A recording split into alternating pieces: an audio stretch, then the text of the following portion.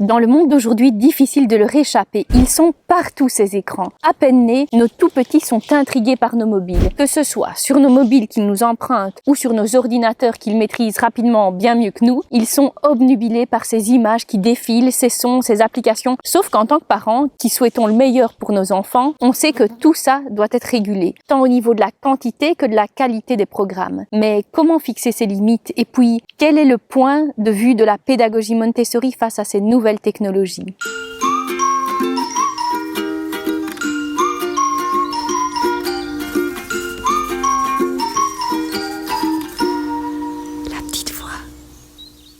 Salut, c'est Joy. Sur cette chaîne, je vous partage mes vidéos qui se situent au croisement entre la parentalité bienveillante et la pédagogie Montessori. Je vous partage des idées d'activités Montessori et vous offre plein d'astuces qui permettent une relation encore plus épanouissante avec votre enfant.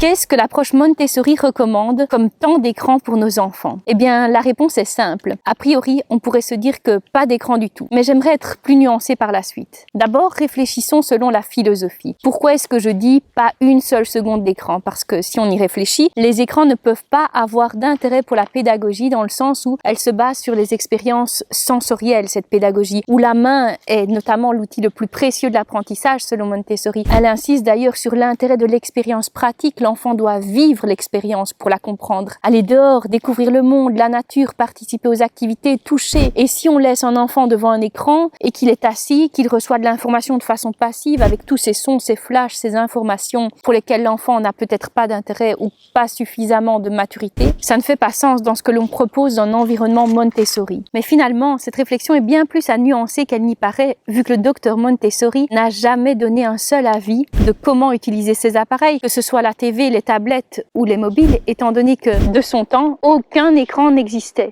Donc, à part des probabilités, tout ça reste ouvert à notre interprétation. Et comment les écrans pourraient vraiment s'adapter aux environnements Montessori d'aujourd'hui? Mais donc, a priori, si on veut un environnement Montessori qui soit authentique, je vous conseillerais de ne pas insérer d'écran si vous en avez la possibilité. Maintenant, je n'aime pas non plus les avis trop extrêmes. Donc, accepter un peu de temps d'écran dans la famille pourrait être envisageable si l'on considère notamment que la pédagogie peut s'adapter aux évolutions de son temps. Au niveau de la qualité. Mais quel programme proposé serait le plus compatible avec cette pédagogie? C'est certain que si l'on propose cette activité, il est selon moi essentiel qu'elle soit régulée. Au niveau donc, comme je disais, de la qualité, mais aussi au niveau de la quantité. Point sur lequel on reviendra plus tard. Au niveau de la qualité du contenu, on va tenter de cibler deux choses. La première, c'est qu'on va tenter de suivre l'intérêt du moment de notre enfant. Vous savez que Montessori considère, et d'ailleurs beaucoup d'études ont pu le démontrer, qu'on apprenait et qu'on retenait mieux quand nos centres émotionnels étaient activés, c'est-à-dire quand la matière faisait partie de nos centres d'intérêt du moment. Je pense donc que vous pouvez clairement demander à votre enfant sa préférence, et si vous avez crainte qu'il ne choisisse un sujet qui ne vous plaît absolument pas, ou qu'il n'ait pas d'inspiration, vous pouvez lui proposer un choix en tentant de proposer un domaine qui semble l'intéresser actuellement, mais sans y mettre d'attente non plus. Il ne doit pas faire un choix pour nous faire plaisir. Deuxièmement, en tant que parent, on a souvent à cœur de contrôler le contenu qui pourrait être indésirable. Tout comme on va feuilleter un livre avant de le proposer à son enfant, on peut soit rapidement regarder la vidéo ou lire la description de son contenu ou encore mieux, et ce qui est complètement recommandé quand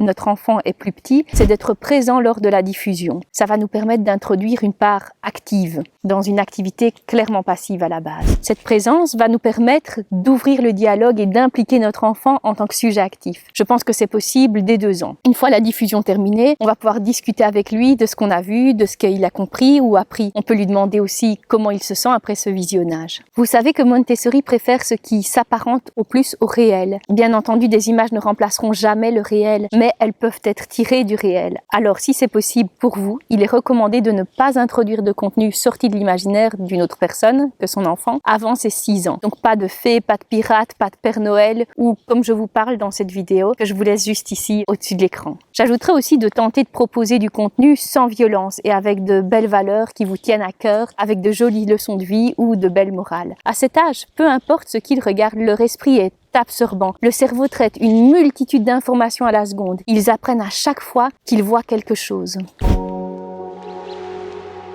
Au niveau de la quantité, Le sujet est vaste et varié. On lit souvent que l'impératif est pas d'écran avant 3 ans. Mais pourquoi? Car les meilleures histoires que notre enfant peut écouter sont les siennes, celles qu'il crée grâce à ses expériences de vie, les sens qu'il va explorer au fur et à mesure de ses découvertes. Tout est nouveau, tout le passionne et la découverte du monde réel est encore longue avant de lui proposer une alternative au monde réel que peuvent devenir les écrans. Comme je vous le disais, il n'y a pas de règle toute faite, car par exemple l'OMS va recommander pas d'écran avant 2 ans. On pourrait facilement dire que le moins reste le mieux, car chaque moment devant l'écran est un moment de qualité que l'on peut lui retirer. Et vu qu'on sait les dangers des écrans, on pourrait plutôt lui proposer une alternative du style une boîte à comptines pour les plus petits et pour les un peu plus grands, la boîte à histoire. Tout ça dépend de ce qu'on met en balance, comme j'aime souvent le répéter. Par exemple, chez nous, vers ces 2 ans et demi, on avait déjà utilisé tous les stratagèmes du monde et notre créativité était épuisée. Plus moyen de lui brosser les dents dans la bonne humeur et en la faisant coopérer.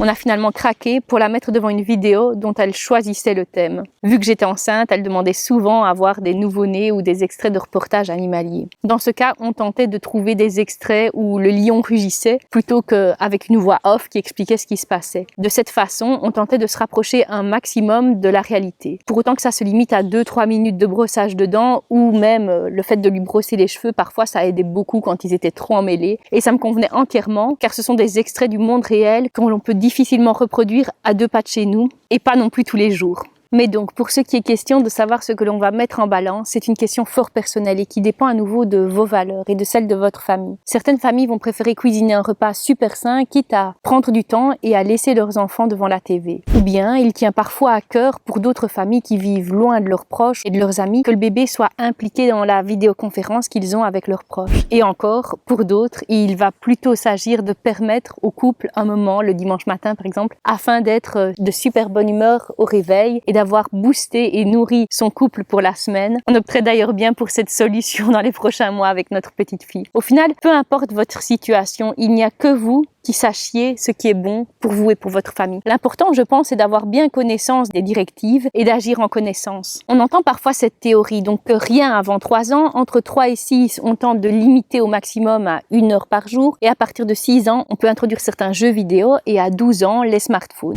Donc, dans tous les cas, à partir de 6 ans, il est intéressant de veiller à ce que ce temps d'écran, qu'il soit de télévision, tablette, ordinateur ou jeux vidéo, ou encore les jeux sur votre smartphone, n'empiète pas sur le temps qui doit être consacré à l'activité physique ou aux apprentissages, qu'ils soient scolaires ou spontanés, si vous pratiquez le libre apprentissage à la maison. Entre 6 et 10 ans, on tente de limiter à 1h30 par jour et toujours en veillant au contenu de l'émission qu'ils regardent. Entre 11 et 13, on peut augmenter à 2 heures par jour. Et puis, pour les plus de 13 ans, c'est vraiment à vous de voir et de vérifier que votre ado utilise les écrans de façon responsable, on va dire. Et comme je l'ai déjà dit, tout ça n'est que des grandes lignes et pour le reste, ça dépendra vraiment de chaque famille et de son rapport au multimédia. C'est à vous, parents, de savoir ce qui est le meilleur pour vous sans tenir compte de ce que fait ou pense l'autre. D'ailleurs, sur ce sujet, j'ai fait une vidéo qui vous donne des clés pour ne compter que sur votre propre jugement en tant que parent. C'est vraiment important pour ne pas être envahi par la culpabilité quand on pense qu'on fait mal. Comment mettre des limites? Et certains parents vont me dire « j'ai beau mettre un cadre, il en demande toujours plus ». Les réactions peuvent être très fortes aussi. Il n'est pas rare d'entendre des parents ne plus savoir quoi faire avec leurs enfants hyper excités après avoir passé une période devant la TV. Je conseille dans tous les cas de définir un temps qui peut être vérifié par l'enfant. C'est l'exemple du time timer. Il peut lui-même prêter attention au temps qui passe. Et comme je l'ai déjà dit dans d'autres vidéos, ce n'est pas vous qui, après 1 heure, venez interrompre le programme en lui disant « et c'est fini » en vous mettant devant l'écran, mais bien le minuteur qui va lui rappeler. Que j'y pense, c'est une bêtise, mais ça marche super bien avec notre fille depuis toute petite. Mais quand on a dû quitter une fois une plaine de jeux un jour et qu'elle avait vraiment difficile, je lui ai proposé de dire au revoir au toboggan, au revoir à la balançoire. Et depuis, à chaque fois qu'on stoppe une activité avec elle, une activité qui lui plaît, je lui propose de dire au revoir et ça passe vachement bien. Parce que je laisse encore quelques secondes le temps qu'elle puisse prononcer ses au revoir et ce mini moment de transition permet de ne pas la brusquer. Même avec un temps cadré et vérifiable, les frustrations peuvent être très difficiles à gérer. Donc, ce que je conseille quand on propose l'écran à notre enfant, c'est d'être disposé à accueillir l'émotion qui va s'en suivre pour les accompagner.